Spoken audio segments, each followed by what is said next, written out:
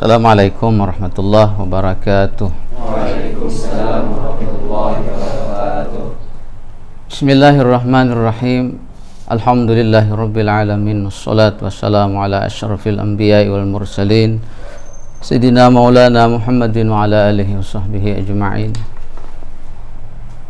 Puji syukur pada Allah Subhanahu wa taala, di pagi hari ini kita ditemukan oleh Allah Subhanahu wa taala dalam perkuliahan mata kuliah ilmu fikih. Dan kita hari ini materinya adalah tuntunan singkat penyelenggaraan jenazah dan bacaan dan doa. Baik, salawat serta salam semoga dan senantiasa tercurah ke pangkuan junjungan kita Nabi besar Muhammad sallallahu alaihi wasallam, kepada yang mengikut jejak langkah beliau sampai akhir zaman. Baik Bapak, sebelum masuk ke dalam materi, Bapak mau absen dulu. Oke. Misran ada? Angkat tangan aja. Muhammad Alwi, Muhammad Nasih Hadiah, oke. Muhammad Rudi Rahmani, oke. Aulia, oke.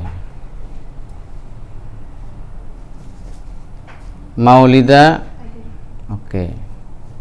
Ramona, Jahra Fibriani, Zakiyah Derajat, Rizky, oke. Baik.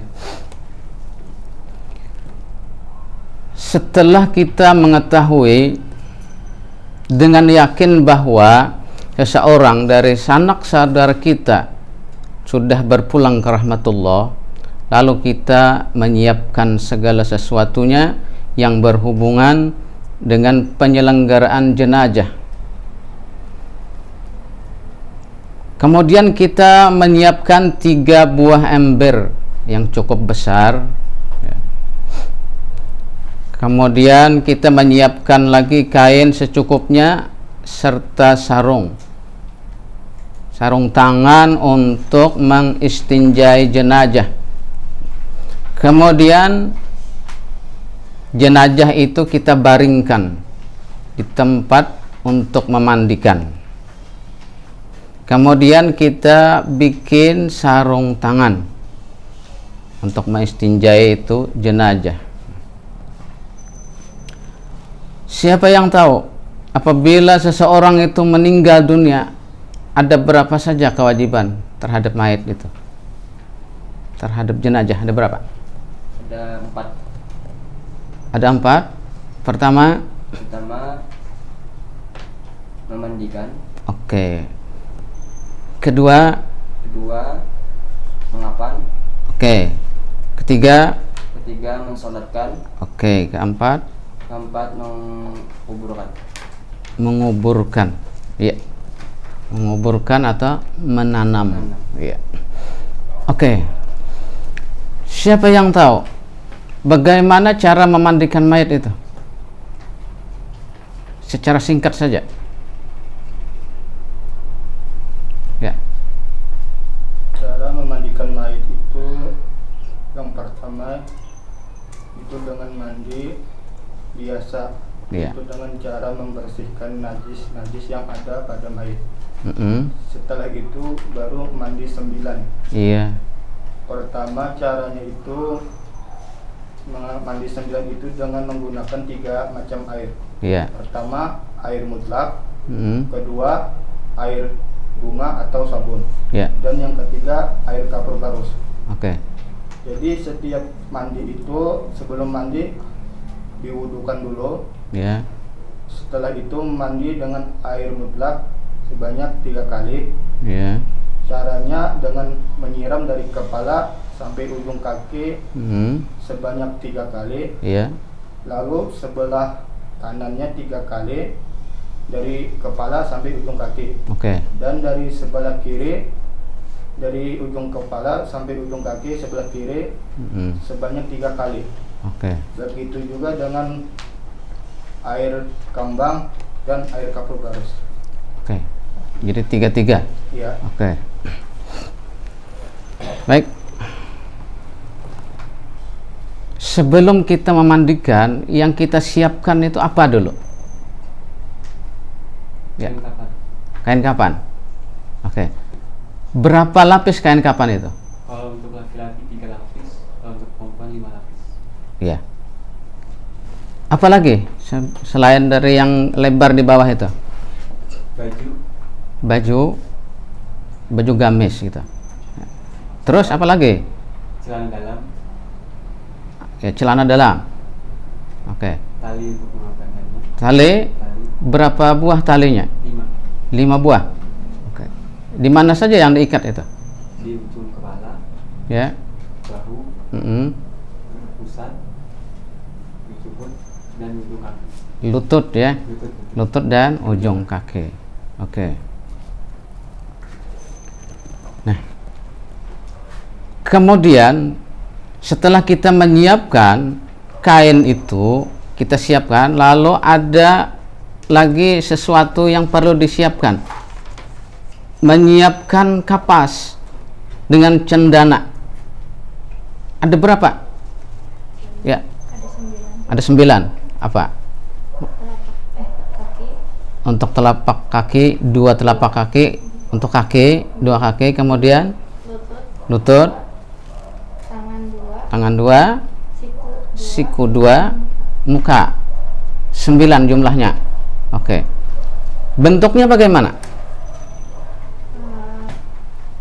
Kalau kaki segi 4. Oke. Disesuaikan bentuknya. Terus untuk lutut bulat atau sesuaikan bentuk. Untuk 2 tangan sesuaikan. 2 siku disesuaikan. Untuk muka sesuaikan.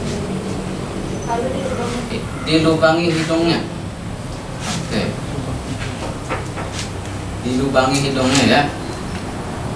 Pakai apa melubangi ya? Bisa saja, terserah saja bagaimana melubangi kapas gitu. Ya. Oke. Kita lihat di sini ya. Nah, ini ada boneka. Boneka apa ini? Pen. Ya. Nah, sebelum kita mandi 9, itu yang dinamakan mandi kubal. Bahasanya bahasa kita daerah ya. Atau mandi biasa dulu. Nah, disinilah kita meletakkan niat. Siapa yang tahu niat mandi mayat? Siapa? Mandi jenazah. Siapa yang bisa? Bacaannya. Siapa? Silakan. Niat memandikan mayit, nawaitul ghusla lihajal mayyiti lillahi ta'ala. Oke. Sudah. Nah, yang kita kerjakan terlebih dulu apa? Setelah niat itu apa? Membasuh muka dulu. Mengistinjai ya. Nah, istinja itu siapa yang tahu? Bacaan istinja itu apa? Ya. Nawaitu istinja hajal mayyit qala lillahi ta'ala. Oke. Semacam itu ya. Nah, istinja itu wajib dengan sarung tangan. Yang sarung tangan dibikin sendiri atau kita boleh pakai sarung tangan yang sudah tersedia. Beli atau dibikin, dijahit seperti ini. Ya, dijahit seperti ini. Jadi bikinnya seperti ini ya. Nah, begini. Terus dijahit di sini. Setelah dijahit, nah lalu dibalik, baru tangan dimasukkan ke dalamnya. Jadi sarung tangan itu alat untuk istinjai jenazah. Istinja jenazah atau istinja kita tuh ada syaratnya. Satu, menghilangkan najis. Kedua, menghilangkan warnanya. Ketiga, menghilangkan bau. Keempat, menghilangkan rasanya, bendanya, rasanya. Gitu. Kalau sudah selesai bersih, nah, baru kita mandikan dengan niat nawaitul ghusla lihajal maiti fardhan lillah. Kalau perempuan yang memandikannya perempuan, yang dimandikan mayitnya perempuan, bagaimana?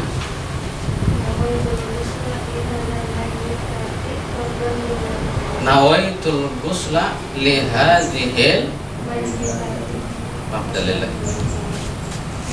Bedanya hajah dengan hadis ini. Ya. Setelah kita selesai mengistinja, contoh saja, dengan tangan kiri, ya, bukan tangan kanan, seperti ini. Tapi mayit ini harus ditutup, jangan terbuka, tertutup dengan kain putih atau kain yang berwarna, ya, yang menutupi seluruh tubuhnya, seperti ini. Nah, sambil disiram dengan air yang suci, lagi mensucikan, siram, terus siram sampai akhirnya bersih dan kita yakin bersih, baru selesai.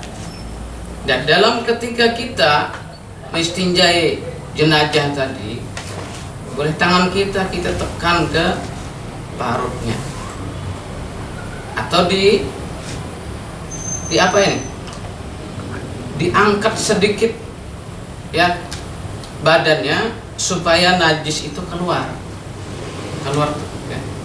Nah, sambil diistinja tuh, selesai, yakin kita bersih, suci, tidak ada kotoran lagi, baru kita mandikan mayat tadi dengan mandi biasa dulu.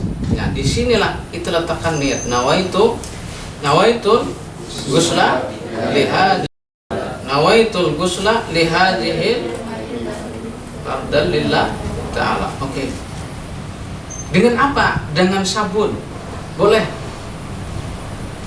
Dengan sabun apa ya, terserah, sabun cair lah atau sabun batangan, terserah.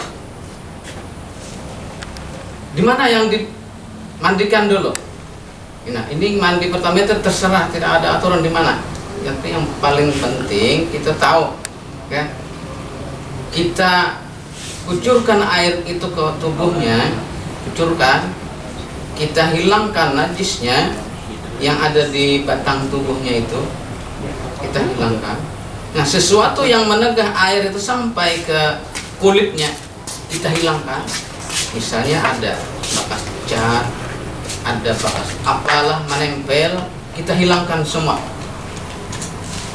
Sehingga air itu ke tubuhnya atau ke kulitnya tidak ada yang menegah lagi. Kalau ada yang menegah, mandinya tidak sah. Mandinya tidak sah. Jadi hilangkan sesuatu yang menegah. Menghilangkan najis yang ada di badannya, bersihkan, terus celah-celah jarinya juga digusung, ya, jari kanan, jari tangan kiri, terus jari kakinya, terus giginya dibersihkan, telinganya dibersihkan, kalau perlu pakai sampo atau sabun tadi bisa pakai sampo, ya, pakai sampo, bersihkan. Matanya dibersihkan. Kalau matanya terbuka, kita tutup. Bagaimana menutup matanya? Kita tekan saja kelopak matanya. Jadi ketika kita memandikan itu boleh muka dibuka, kita buka, semacam ini. Ketika kita memandikan, boleh kita buka, ya. Ketika sini kita tutup. Ini aurat, ya. Jadi mukanya tetap kita buka, kita gusuk, kepalanya kita gusukin, telinganya, kita buang kotorannya, yang najis-najisnya ada, umpamanya kita buang, kita hilangkan, terus kita turun ke bawah, tangan ada ketiak, gusuk, ya, ambil kanan dulu ya, ketiak, jari-jarinya, terus sampai ke bawah, jari-jari kaki, ya. Ada yang tukang atau yang pembantu kita itu ya, yang membantu kita itu menyiramkan air, bukan kita yang menyiramkan, sibuk kita, tapi ada yang menyiramkan. Boleh ya Pak pakai selang, silahkan pakai selang, itu lebih mudah, pakai selang aja. Kalau mau istinja itu pakai selang boleh. Kalau tidak pakai selang, dengan apa? Pokoknya dengan sesuatu yang mencucurkan air, ya. Jangan sampai dibuka aurat si mayit, ya. Nggak boleh melihat auratnya walaupun sudah jadi mayat. Hati-hati itu ya. Oke. Terus sebelah kiri lagi, gusuk terus, jari-jarinya dibersihkan sampai ke jari-jari kaki, dibersihkan. Kira-kira yakin bersih, batang tubuhnya yakin bersih, baru kita mau mandi 9. Tapi wudhu dulu ya, wudhu dulu. Sebelum mandi 9, wudhu dulu. Wudhu seperti wudhu kita mau sholat, ya. Tahu wudhu mau sholat? Ya jelas tahu ya. Masa enggak wudhu sholat? Oke. Setelah kita wudhui, kita siapkan kain. Nah, yang kain itu disiapkan sebelum kita proses memandikan, ya. Sebelum proses kita memandikan, siapkan dulu kainnya. Jangan lebih dulu mandikan, siapkan dulu kainnya. Coba angkat. Siapkan kain, gitu. Nah, kain ini kita ukur dulu, kan sebelum memandikan ya. Sebelum memandikan, kita ukur dulu kain panjangnya. Kita lihat mayat, kita ukur mayatnya. Nah, seukuran mayat, kemudian lebih daripada 1 jengkal, ya. Kepalanya 1 jengkal, kakinya 1 jengkal, ya. Kemudian yang di bawahnya itu ada 3 lapis kain, kita letakkan dulu. Ini sebelum memandikan. Terus, nah, dan kita juga bikin celana untuk si mayit atau jenazah. Gini, coba pasang, letakkan. Bagaimana cara memasangnya? Ini mayatnya, terus letakkan, terus ikat,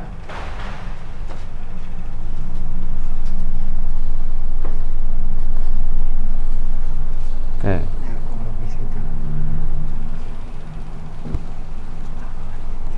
Nah, ini adalah untuk bajunya. Bisa memotong untuk bajunya biasa. Coba semacam ini, lipat semacam ini. Nah, pegang, potong.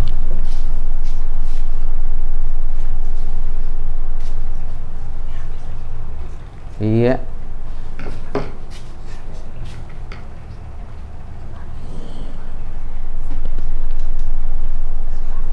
Jadi gamis itu letakkan lebih dulu ya. Gamis letakkan lebih dulu. Semacam ini. Ini letakkan semacam ini. Terus seperti tadi. Ya. Lihat.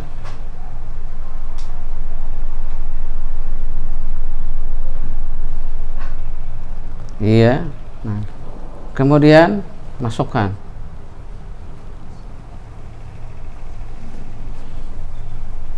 Nah, ini yang disebut gamis.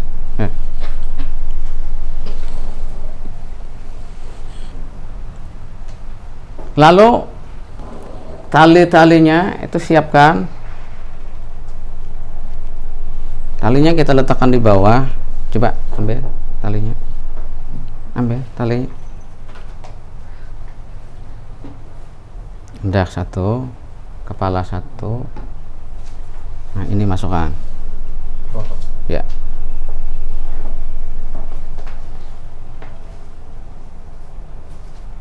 Oke. Ini lagi.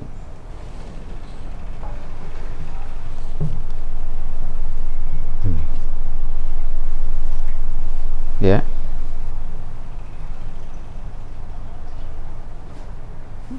Berapa jumlah talinya? 5. Sudah berapa itu? 3, 4, satu lagi Pak. Ya, satu lagi.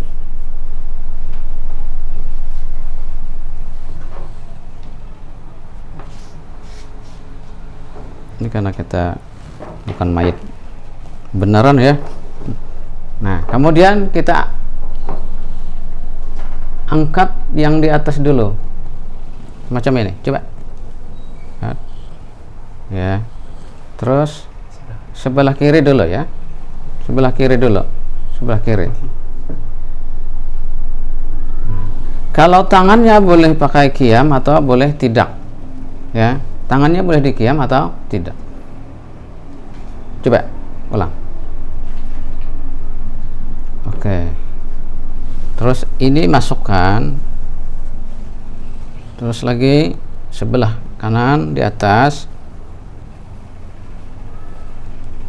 Terus angkat lagi sebelah kirinya.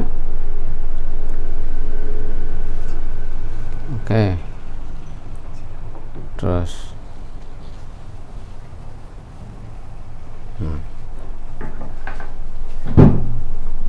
ya. Nah, kemudian tali tadi mana? Untuk kaki ikat. Itu. Kan Bapak ambil. Iya. Ikat sebelah kiri ikatannya. Tapi untuk di kaki ini terserah saja. Soalnya gampang saja dibuka. Nah, kemudian lutut.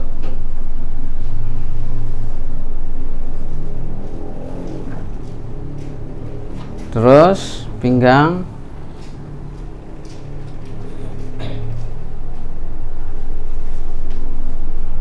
Terus bahunya.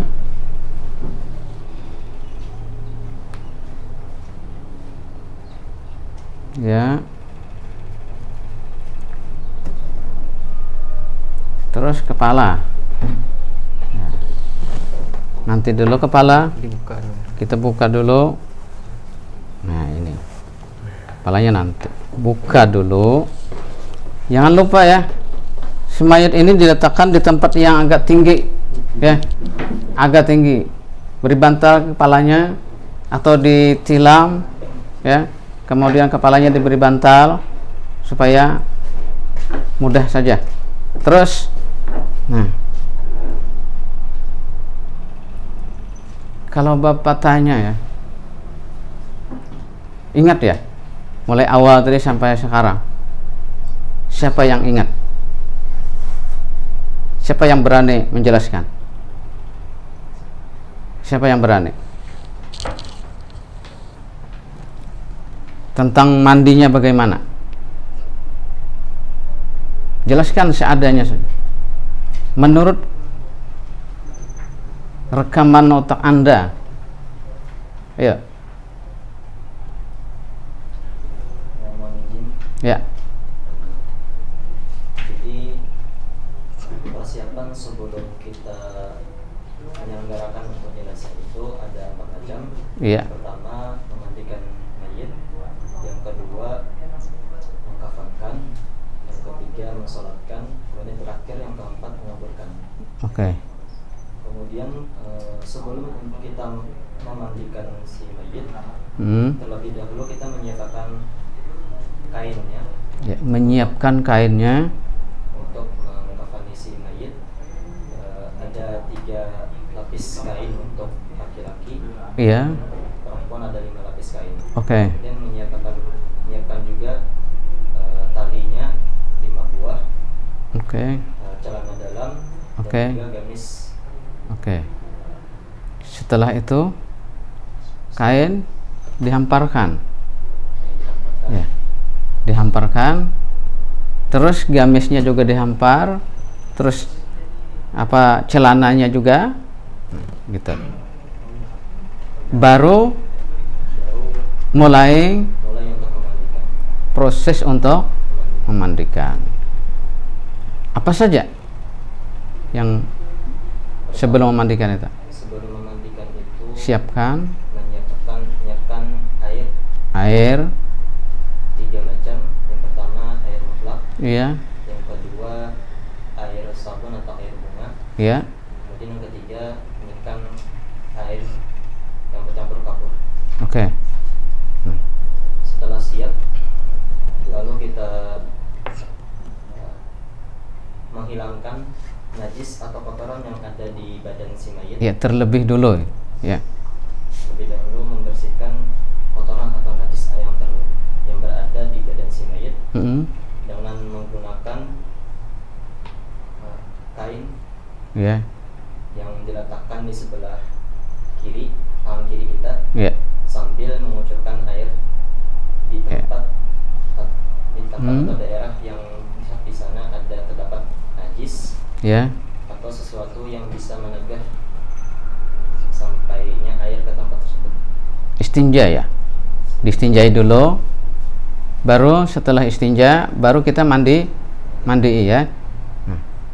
Apa niat istinja tadi? Bacaannya. Untuk niat istinja, nawaitul istinja li hadzal mayyit fardhan lillahi ta'ala. Oke. Istinja itu ya. Terus apa lagi? Setelah diistinja baru dimandikan mandi biasa. Mandi biasa. Apa bacaan mandinya, niatnya? Nawaitul ghusla li hadzal mayyit fardhan lillahi ta'ala. Oke. Kemudian mulai mengucurkan air ke seluruh tubuhnya, menghilangkan najis, kemudian meratakan air. Oke. Siapa tahu ya? Rukun mandi itu ada berapa? Siapa yang tahu? Perempuan? Rukun mandi ada berapa? Mandi wajib 2. Pertama? Iya. Kedua? Meratakan air ke seluruh tubuh. Oke. Meratakan air ke seluruh tubuh dan menghilangkan najis. Niat meratakan air Ke seluruh tubuh dan menghilangkan najis. Oke. Jadi kalau kita bisa mandi wajib, maka kita juga bisa memandikan mayit. Jadi masalahnya berani enggak dengan si mayit itu. Nah, itu masalahnya. Jadi Bapak tekankan mental dulu ya. Mental untuk menghadapi mayit. Gitu.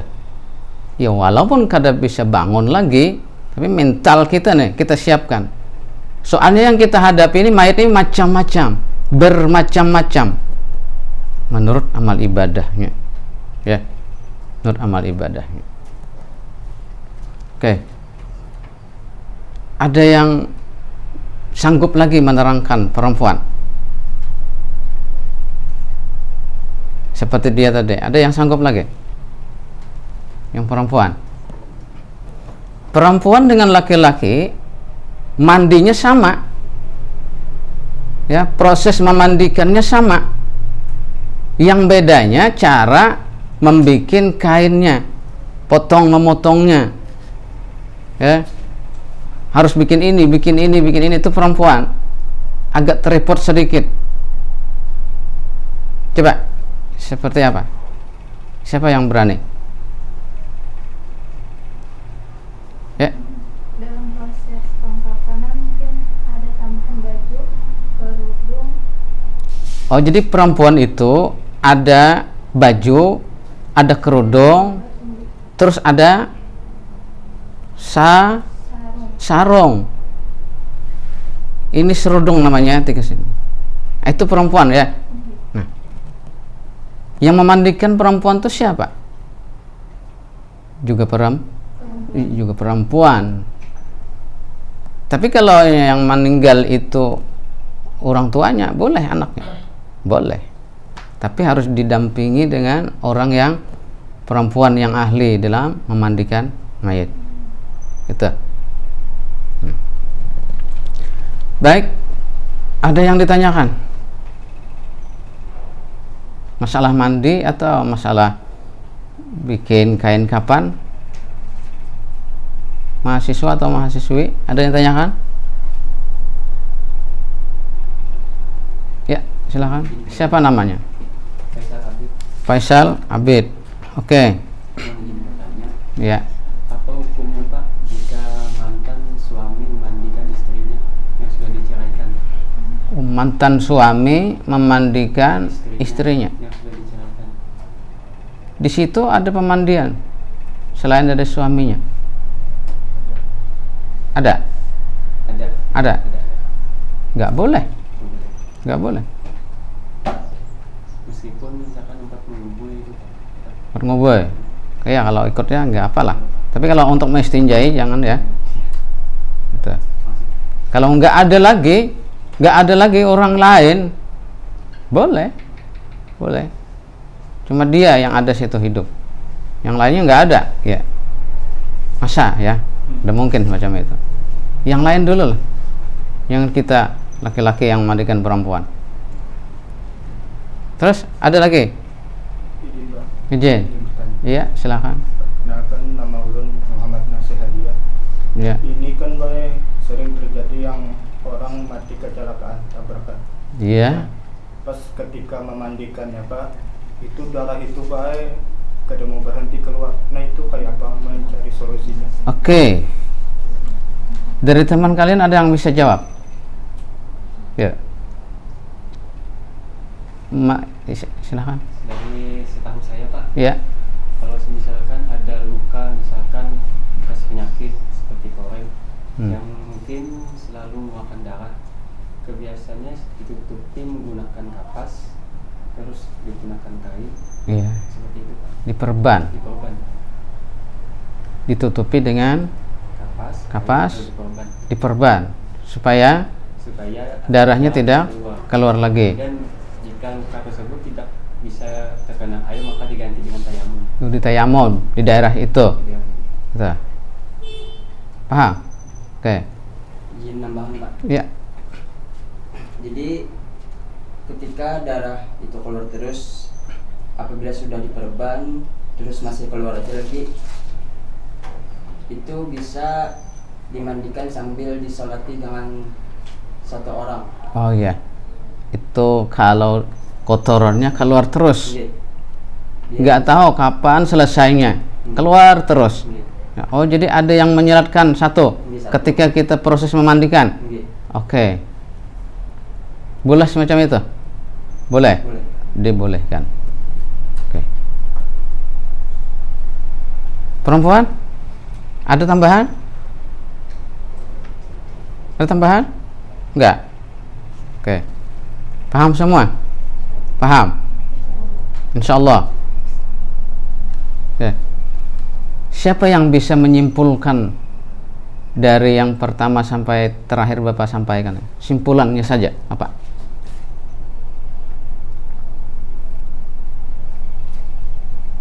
Apa?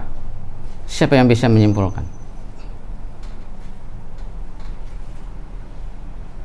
Sebelum disimpulkan, Bapak mau tanya, proses memandikan, mensolatkan, mengapani, menguburkan, itu hukumnya apa? Siapa yang bisa jawab? Ya. Fardu kifayah. Apa pengertian fardu kifayah? Dalam satu daerah bila sudah ada yang mewakilkan, maka gugur kewajibannya. Jadi kalau dalam satu daerah itu ada yang mengerjakannya sudah, maka sudah gugur kewajiban semua orang. Itu pengertian fardu kifayah. Contohnya apa tadi? Iya, penyelenggaraan jenazah. Kalau ada sudah yang memandikan satu, ya sudah, yang lainnya tidak ada dosa lagi, beres sudah. Menyalatkan satu, sudah. Ada yang menguburkan, sudah ada satu, sudah. Kalau memang kuasa ya, sanggup menguburkan satu orang, gitu ya. Sudah, yang lainnya tidak berdosa lagi. Oke. Ada kesimpulannya. Siapa yang bisa menyimpulkan tadi? Ayo.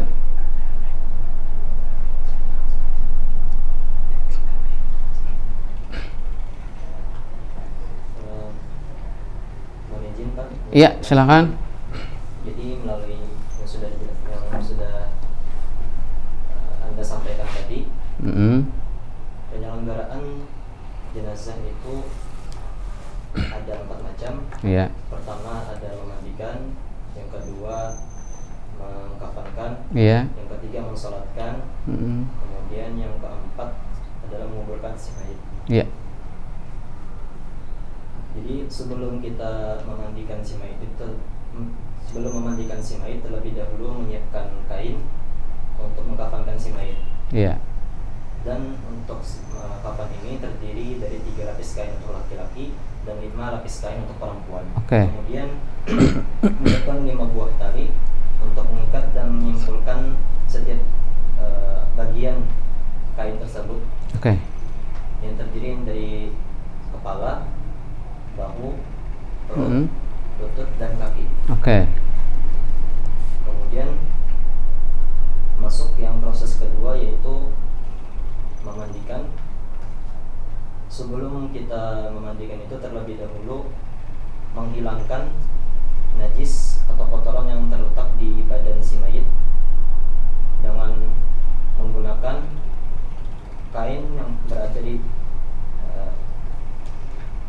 dengan perantaraan kain yang kita gunakan di tangan kiri untuk menghilangkan najis tersebut sambil mengucurkan air di daerah tersebut. Iya. Oke. Setelah selesai hilang najis, baru masuk untuk memandikan si mayit. Oke. Baik. Itu ya, kesimpulannya. Ada tambahan? Kesimpulan yang lain? Nggak ada. Nggak ada. Catatan ya. Catatan untuk kalian. Kalau ketika kita menghadapi orang yang sakaratul maut, kita disuruh untuk membimbingnya mengucap la ilaha illallah. Cukup. La ilaha illallah. Cukup situ. La ilaha illallah. Ya. Kita bimbing. Mentalkinkan. Kita talkinkan itu mayat laki-laki dan perempuan. Kita bimbing supaya dia akhir hayatnya, akhir perkataannya mengucap la ilaha illallah Muhammadur Rasulullah. Tapi Muhammadur Rasulullah jangan dibuat ya, cukup la ilaha illallah ya, gitu. Nah, setelah kita yakin meninggal, terus catatan ya, kakinya kita arahkan ke kiblat, kita baringkan kakinya mengarah ke kiblat, terus kita tutup ya, terus kita qiyamkan itu mayat. Nah, itulah pekerjaan kita seorang muslim apabila melihat saudaranya, sanak saudaranya, orang tuanya atau orang lain sekalipun yang seagama, yang muslim, semacam itulah kita kerjakan. Oke. Ada pertanyaan lagi? Nggak ada? Kalau begitu Bapak tutup perkuliahan ini, mudah-mudahan ada manfaatnya, mudah-mudahan yang Bapak sampaikan ini bermanfaat di masyarakat dimanapun kalian berada. Demikian kita tutup dengan mengucap Alhamdulillah. Assalamualaikum warahmatullahi wabarakatuh.